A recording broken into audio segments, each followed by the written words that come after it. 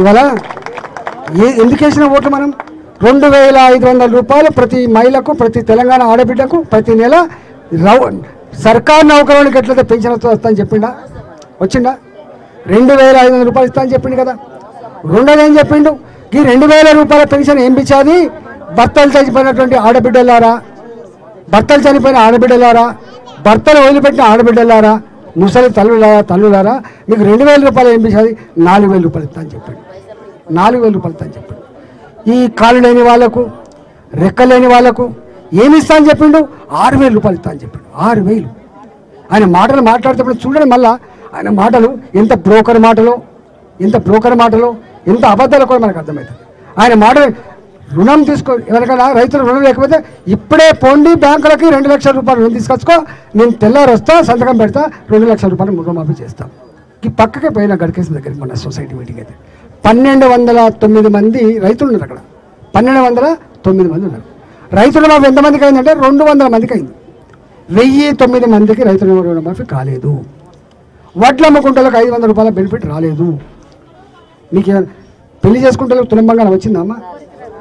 అంటే ఇప్పుడు ఎక్కడికి వచ్చినామంటే, ఊరి నీ ఇంట్లో పీరిగల్లా నువ్వు బంగారం ఇవ్వకపోతామే, నువ్వు డబుల్ బెడ్రూమ్ ఇవ్వకపోతామే, నువ్వు మా కూరగాయలు అమ్ముకుంటాను, మా బట్టలకి బతికేవాళ్ళను, మా గడ్డాలకి బతికేవాళ్ళను, రెక్కల కష్టం నమ్ముకునేటువంటి జీవితాలను బుక్కిపాలు చేయొద్దని ఎలా మాట్లాడుతున్నాను. నువ్వు గిదీని కోసం ఇక్కడ ఉన్నది. నేను అందుకని నేను ఒక్కడే మాట్లాడుతున్నా. ఎక్కడ ఓరు వీళ్ళు, మనం ఇది నిజాం సర్కార్ కాదు. రేవంత్ రెడ్డి నాకు తెలిసి రజాకార్లకు వారసులు లెక్కనే ఉన్నాడు. ఆయన రజాకార్లు ఎట్లయితే అవమానపరిచి బట్టలు ఇడిపించి బతుకమ్మ ఆడిచిందో, ఈయన కూడా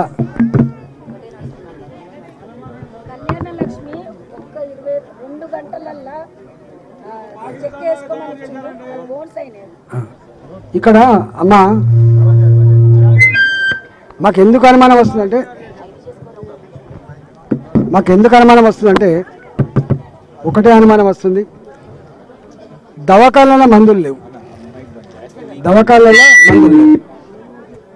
దవాఖానాలో పనిచేసేటువంటి ఉద్యోగులకు నెల జీతాలు లేవు, రిటైర్డ్ అయ్యే ఉద్యోగికి వచ్చే బెనిఫిట్స్ వస్తలేవు, పనిచేసేవాడికి బిల్లులు వస్తలేవు, మనకిచ్చిన హామీలు అయితలేవు. కానీ 150,000 కోట్లు పెట్టి మూసినైతే ప్రక్షాళన చేస్తా అని చెప్తే నమ్ముతామమ్మా? మనం నమ్ముతామా? ఒక నిజంగా 150,000 కోట్లకి ఇవన్నీ ఇస్తుండే కదా, ఇస్తుండే అంటే ఇది కథమైపోయింది. అంటే ఇవాళ 150,000 కోట్లు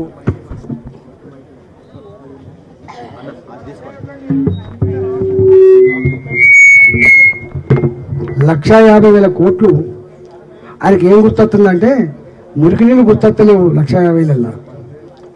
మునిగే ఇల్లు గుర్తురావు ఆయనకు, దోమలు ఈగలు గుర్తురావు ఆయనకు. ఆయన 150,000 రూపాయలు వస్తే కాంట్రాక్ట్లు ఇచ్చి వాళ్ళకు అలా 20,000 30,000 దండుకునేటువంటి గుర్తొస్తుంది తప్ప మన మీద హైదరాబాద్ మీద ప్రేమతోటో మూసి ప్రక్షాళన చేయాలనేటువంటిది వాటి బోకస్ అని చెప్పి ఇలా అర్థమవుతా ఉంది. ఒక నిజంగానే మంచి చేసేవాడైతే పోలీసులు ఎందుకు పెట్టుకోవస్తాడు? ఇప్పుడు ఎంక్వైరీ కోసం వస్తా అంటాను వాళ్ళు. ఏమైనా ఎంఆర్ఓ వారితో కొడతామా మనం? ఆర్టీఓ వారితో కొడతామా మనం చెప్తే కొడతామా? 100 మంది 200 మంది పోలీసులను పెట్టుకొని ఓ 10 మంది రెవెన్యూ ఉద్యోగులు వస్తున్నారు అంటే దాన్ని బట్టి అర్థమవుతుంది. భయపెట్టియాలి, కథం పట్టియాలి. ఇవాళ ఇక్కడ ఏం చేస్తున్నాడు అంటే, ఈ మూసీ ప్రక్షాళన వెనుక ఇట్లాంటి కాలనీలను కూడా ధ్వంసం చేసి 100 ఎకరాలు గుంజుకొని మంచి బ్రహ్మాండమైన మాల్స్ కట్టించుకొని రంగురంగుల ప్రపంచం చేసుకొని పేదలను కొట్టి పెద్దలకు కట్టపెట్టే దుర్మార్గమైన ప్రయత్నం చేస్తున్న రేవంత్ రెడ్డి. ఇది ఇవాళ జరుగుతున్నది. కాబట్టి దీని మీద మీకు నేను మాత్రమే కాదు అండగా ఉండేది, తప్పకుండా ఇలా. అందుకని మహేష్ రెడ్డి గారు వచ్చిండు, రేపు వాళ్ళ 8 మంది ఎమ్మెల్యేలు ఉంటారు, వాళ్ళందరినీ తీసుకొని వస్తాడు. ప్రేమేంద్ర రెడ్డి గారు వచ్చిండు, రేపు పార్టీ అంతా కూడా కలుగుతుంది. మీరు అనాథలు కారు. అటుపక్క కిషన్ రెడ్డి గారు ఉన్నారు, కేంద్ర మంత్రి. అటుపక్క కిషన్ రెడ్డి గారు ఉన్నారు, ఇటుపక్క నేనున్నా. మొదటి నుంచి కూడా హైదరాబాద్ నగరం జిహెచ్ఎంసీ భారతీయ జనతా పార్టీని అక్కడ చేర్చుకున్నది, ఆశీర్వదించింది. ఒక్కరు కాదు, ఇక్కడ 4 ఎంపీలు ఉన్నారు. అటుపక్క విశ్వేశ్వరరెడ్డి మీ పక్కే ఉన్నాడు, ఇక్కడ దాకా వస్తుంది.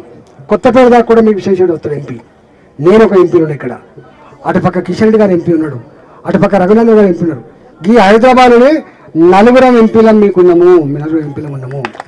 మీకు తోడుగా మా 8 మంది ఎంపీలు ఉన్నారు ఇక్కడ. మీ పార్టీ కూడా ఉంది.